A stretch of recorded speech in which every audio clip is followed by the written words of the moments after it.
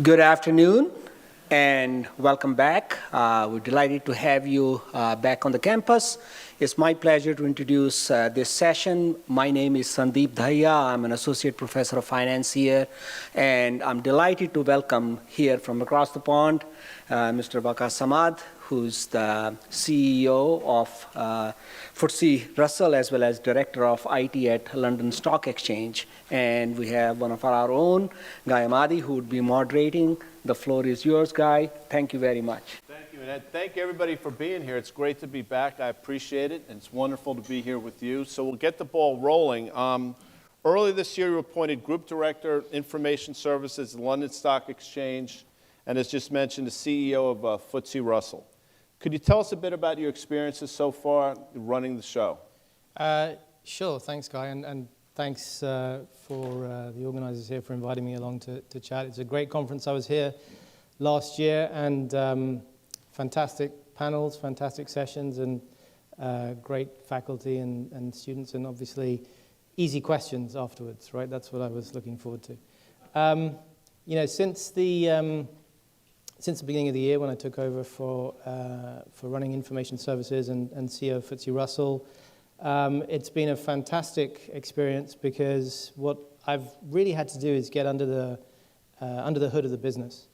I've been at the group for about 3 years now, but even so, having joined a couple of years before that to build the fixed income business, even so, it was still necessary to really get my fingers into the details of all the different aspects of the business. We have indices in FTSE Russell, we do analytics, we do a lot of different data products, data solutions. It's a vast business, and there's a lot to get my hands around. But the most important thing that I've found has been really enthusing for me, actually, is to get out a lot and talk to the customers and a lot of the other stakeholders, especially some of the regulators, to just understand what their perspective is about how our business is working, what we're doing for them, what kind of demands they have, what needs they have from us, and try to translate that then into our business strategy. So that's the kind of work that's been going on. I asked my PA, my long-suffering PA, a few weeks ago, just to kind of check whether my perception of what I was up to was really in line with reality. I asked her to check, how many customer meetings and client calls have I done since January, and she told me it was 297, which I thought was pretty good going. So I kind of felt like the basis of the strategy that we're forming is not just kind of pulled out of my hat. It's based on the feedback that we're getting from our customers. And we're really trying to listen to what our customers are telling us. And I tell my kids, I have 3 of them, you have 2 ears and 1 mouth, so you should listen twice as much as you speak. I think that's a good measure for me, at least. So in terms of index providers, a lot's been discussed in index providers. We talk about it on CNBC all the time. What do you feel the role is of index providers? Well, I mean, the role of index providers has evolved quite a lot over the last few years. I would say that what we consider to be our role today is to be a provider of data and analytics and information for investors around the world to make better investment decisions. The use of indices has grown significantly over the last 10 to 15 years. And I think somebody on the earlier panel was saying quite rightly, it depends on what kind of investor you are, what kind of investment strategy you're trying to pursue, where you are in the world even, as to what your use of an index is all about. So we have to really try to listen very carefully to what our customers and our end users are using the indices for, and then just try to tune our activity to be very much supporting them in their investment decisions. A lot of people will say they've become ubiquitous, somewhat commoditized. Where do you see the value add? What is the value add in your opinion? Well, value add is the key driver for what we're trying to do in terms of building our strategy. I think, again, different sections of our user base, of the investor base around the world have different demands of index providers. You've got active, you've got passive. The rise in passive investing has been tremendous over the last few years. We all know about that story.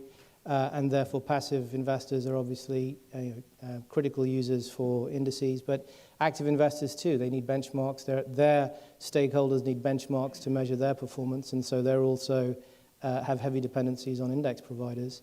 The value that we need to add is not only just doing the operational job excellently and efficiently and in a cost-effective manner, but also to provide support for their usage of the indices. Because if you're an index user, whether you're active or passive, you need not just the data at the top level for how the index is calculated. You don't just need also the data that supports the build-up of that index, all the different constituents, all the different pricing, analytical measures that go into that, but you also need research around how the indexes are performing, how the markets are performing, and very often we get involved with our customers who are investors to help them put into effect in the design of the index what their investment strategy is, what their investment aims are. So we do a lot of research and development work in listening to what the customers need and try to encapsulate that into the index construction. So that's where the value is. One thing I would say is, in all the discussions I've had with customers, what's been really clear to me is that in the industry as a whole, and for us as a company, I think we need to do a lot more work to deliver more value to our customers. That's certainly one of the themes that I'm hearing from all of the customer conversations that I have. We did a little survey actually recently of a fairly representative sample of institutional investors, and while about 80% of them said they are really dependent on indices and that's a really important part of their investment process, 50% of them said that they don't feel like they get enough value. So that's something that we need to really listen to, and I'm trying to make sure that in the way that we develop our strategy and how we run the business going forward, that we're attuned to that sentiment.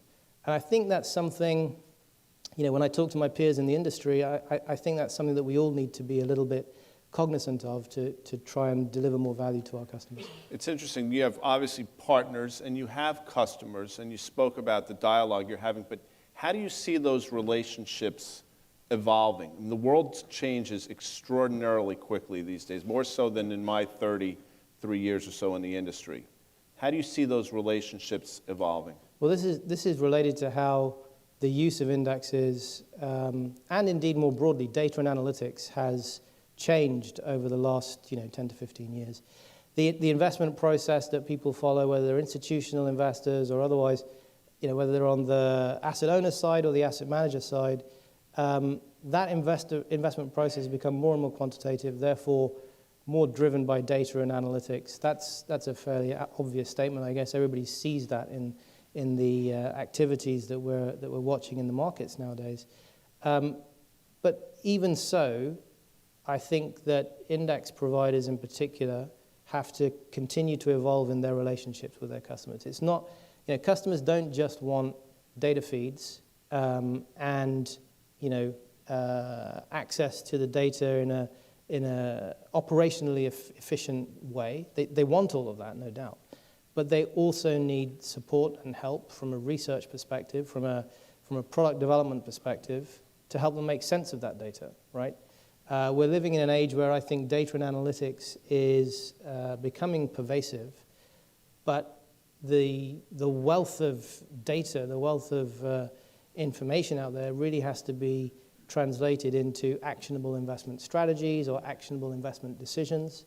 And increasingly, I think the role of the index provider is to support investors in making those decisions. It's interesting, the world we live in, the headline risk is tremendous. We find ourselves talking about things we've never had to speak of in the prior 11 or 12 years.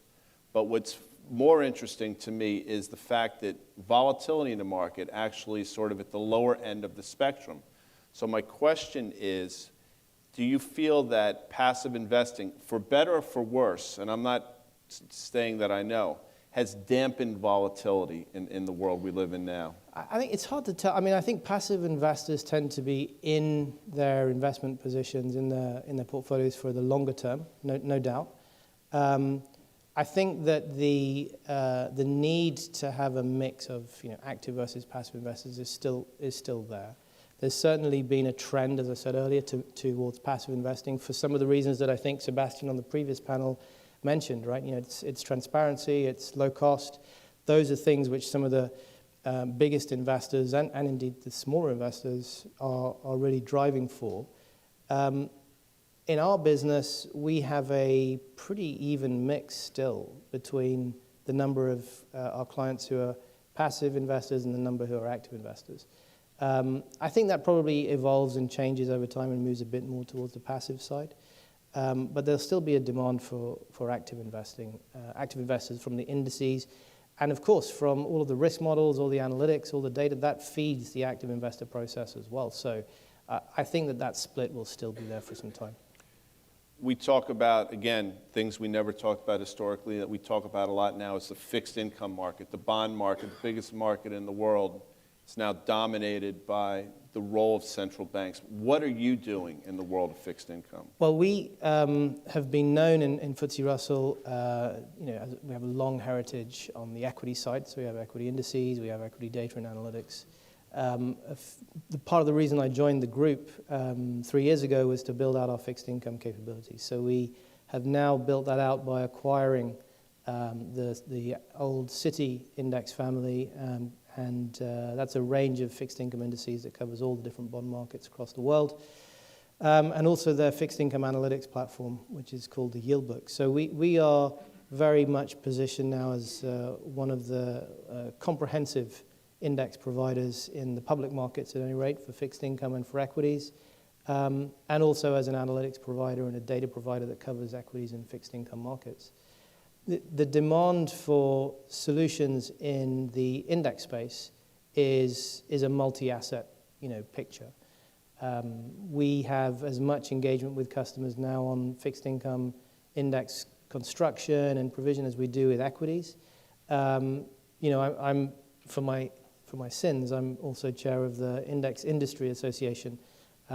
When they asked for volunteers, I was the slowest to step one pace back on that day. But no, the Index Industry Association is representative of various index providers across the globe. And we recently, we do an annual survey of construction of indices, number of indices that index providers are putting out, and fixed income and of course ESG were the two categories that are growing the fastest, and in particular fixed income in Europe. So the demand is there for indices and fixed income just as much as there is in the equity space. It's certainly a feature of the way that passive investors are now going. I think there's a trend towards passive. There's also a trend within the passive landscape to also fill out the portfolio of indices in fixed income as well. So that's something that we're very keen on pursuing. I'm glad you mentioned ESG. Could you briefly explain it and again, what you folks are doing in that space, in that vertical? So on the first question, no, I can't briefly explain it because ESG is it's so broad. On the second question, I can give it a shot. But joking aside, I think all the different trends that are in society that are feeding into investment aims, especially in Europe, now increasingly in Asia, and of course here in the US, there's a growing focus on ESG. And I know the folks here at the center are very focused on ESG and doing a lot of great work in the ESG space. That's feeding into the same underlying trends in the investment space, active to passive, and the demand for indexes, and therefore the demand for indexes that reflect the ESG trend as well. We are doing what a lot of the other competitors in this space are doing, which is working with customers to help them figure out what the landscape looks like from an ESG perspective. Again, on the earlier panel, there were some very well-made comments about the fact that investors are still trying to navigate the landscape that is quite diverse of proprietary models that build up ESG ratings, and a lot of issuers as well as investors are struggling with having to deal with our proprietary model for disclosure for us to calculate ESG ratings and then for somebody else to have a different set of questions in a questionnaire for the investor relations team to answer to come up with ESG ratings on that model. And sometimes they end up with very different answers because we all have a different lens on how to calculate those scores and ratings. What I think is happening at the moment is, interestingly, I think people, certainly the larger investors, having struggled with those diverging ratings models, are starting to say, well, look, just give us access to the underlying data. Help us, now that we're building our own capabilities and have more compute power ourselves, help us to make sense of the data itself. But they're working with us to design index solutions that have a sort of ESG factor type of approach. And sometimes, we've worked with some big pension funds, interestingly, in Europe, who are taking a factor index approach in traditional financial factors like value and growth and so on, but also adding in tilts for different ESG weightings. The lack of uniformity or the lack of standardization on the ESG ratings and ESG model front is a problem that I think people are struggling to deal with across the world. Again, issuers, investors, regulators. I think we're at a very nascent stage, though, obviously, within the ESG space, and that's probably a natural course of events. Over time, I think that there will emerge some standards that people will converge to. The United Nations Sustainable Development Goals seems like a standard that people are starting to key into. We recently worked on a very interesting project for a large pension fund in Europe who said, look, let's not use your ESG ratings, let's decompose it to the underlying data, map your ratings to the UN SDGs, and then build us an index which weights those according to your factor combination methodology, and then throw in some financial factors like value.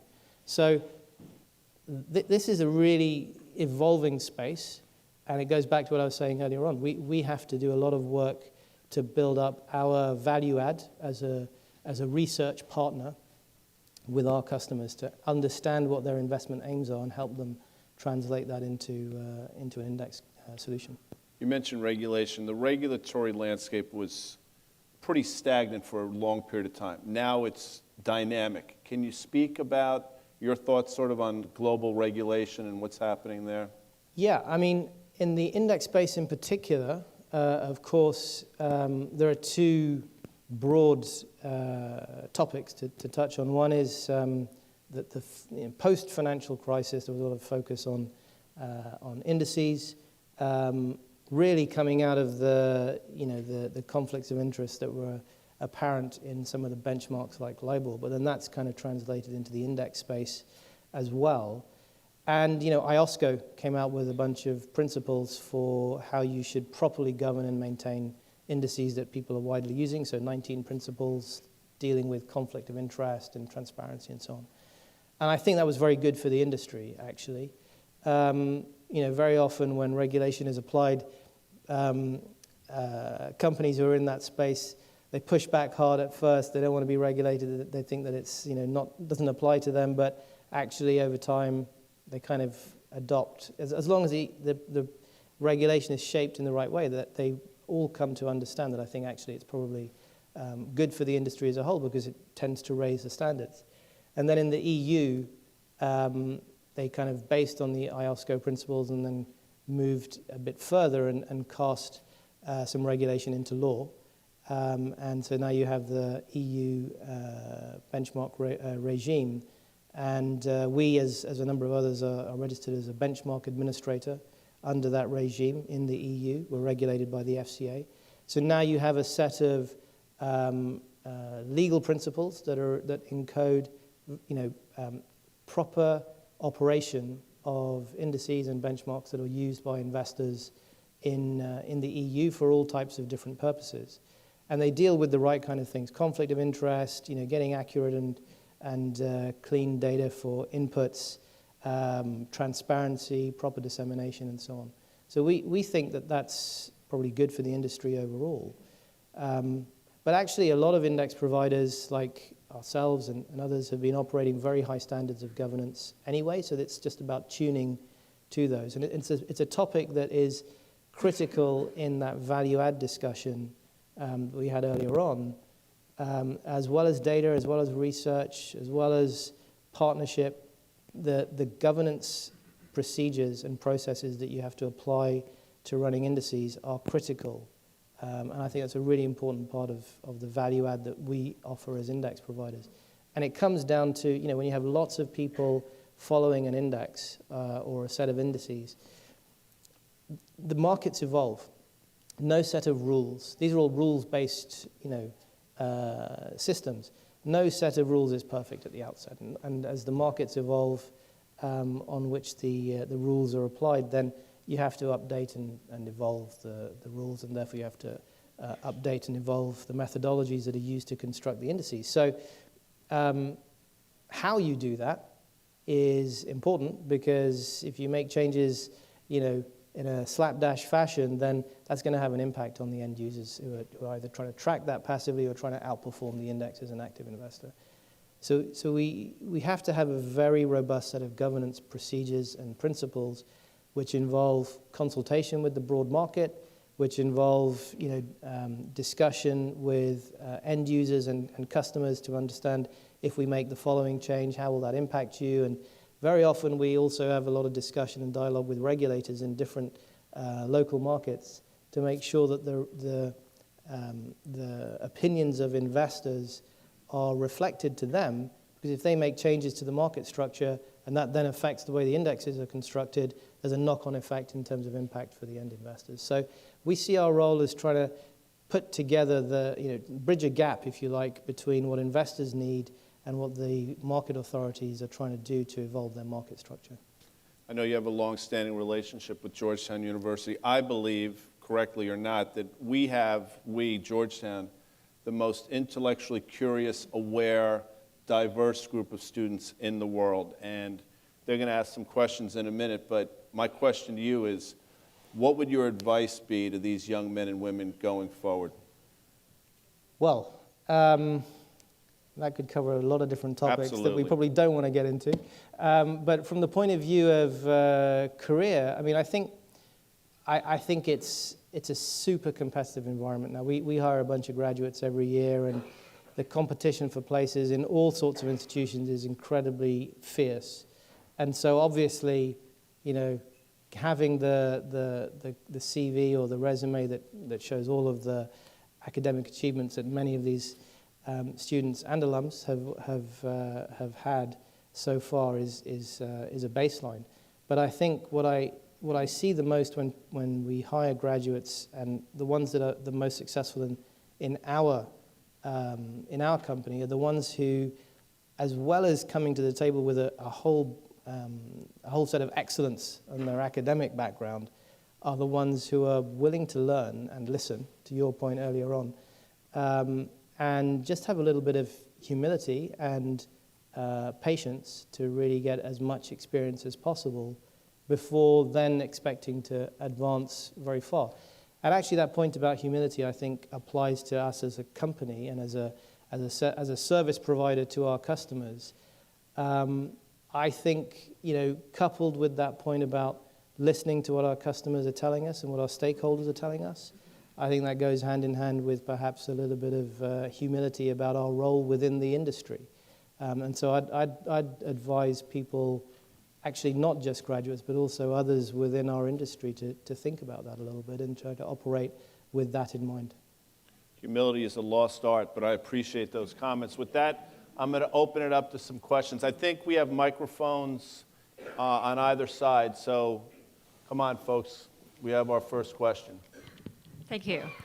My name is Jenny Bai. I'm an associate professor of finance in Georgetown. You mentioned a fixed income index. We know for equity index like Russell 1000, 2000, size is important factor how you construct the index. When you talk about a fixed income index, when you start a new index, what specific things into your mind? The city, that series alone, they usually buy credit ratings, time to maturity. But I'd like to hear your opinion. When you construct a fixed income, in particular corporate bond index, what are some of the key features in your mind? Thank you. So, thank you. It's a great question. Every index is constructed with some purpose in mind, and the purpose is to reflect some broad market or some segment of the market, and then that's used either by an active or a passive investor for research purposes or for linking a product to. So the key point is to understand at first, what are we trying to measure, right? We're building a measurement device, and we have to have a clear understanding up front of what the objective is in building that measurement device. And that then influences which parameters are used to then technically construct the index. You mentioned some of them, credit ratings, but it may also include issue size on a bond index. You might want to say, of course, with the compute power that we have today, compared to when indices first started to be used, you could argue that, well, to represent a segment of the market, then to represent a broad market, you just include all of the different securities that are an issue. And of course, if you wanted the most inclusive set, then that's certainly something that you could do. But then a passive investor might say, well, I'm trying to track, an ETF provider, for example, might say, I'm trying to track that index to deliver a representative set of returns, risk-adjusted returns for my investor. And, you've put 20,000 bonds in that index.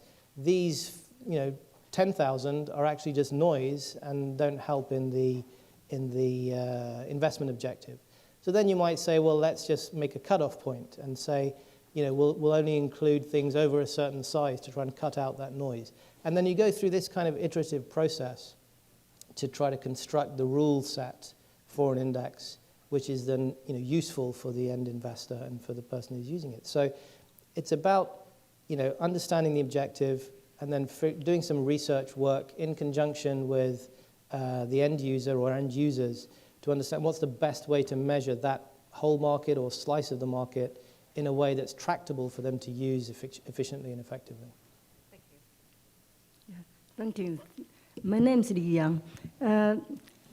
The stock market really is not perfect, and a lot of stockholders, their assets are wiped out just overnight, and there's no way to have a good remedies.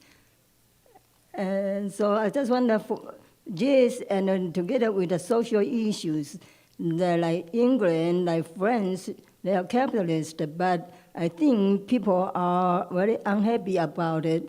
And in America now they want to have a corporate tax. And I just wonder, in England or in France, are they going to have something better strategies so people can have a better society and better life and better family and better well-being?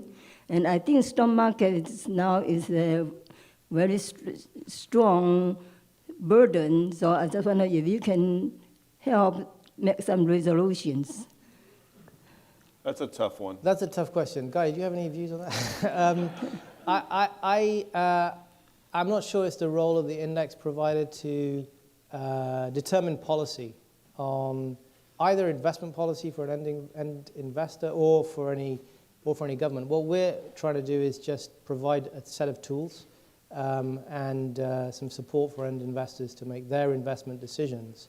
And it's for the end investors who are managing people's pensions and endowments and so on to determine what's best for their stakeholders in that regard. Thank you. Yes, sir. As an index provider, what do you think are the key risks and the mitigants to those risks in the years ahead? Whether it be the linkage of fees to passive AUM ever rising, or the cost of data, your relationship with exchanges.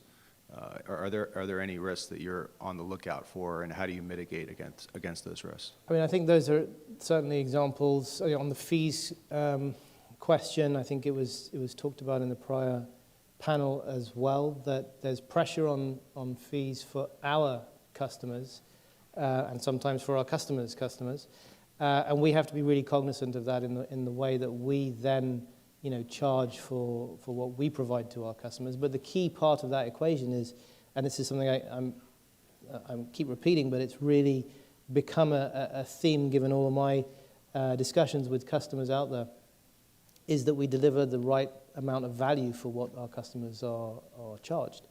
And it's true that we're running a commercial operation like many others, and so therefore there has to be a commercial benefit for us. But we just need to make sure that we're listening to our customers and delivering the right amount of value for the fee that we're charging them.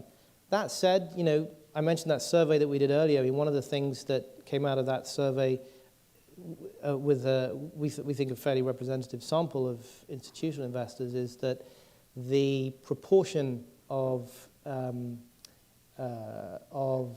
their costs that we represent is fairly low. It's on the order of 1% or something.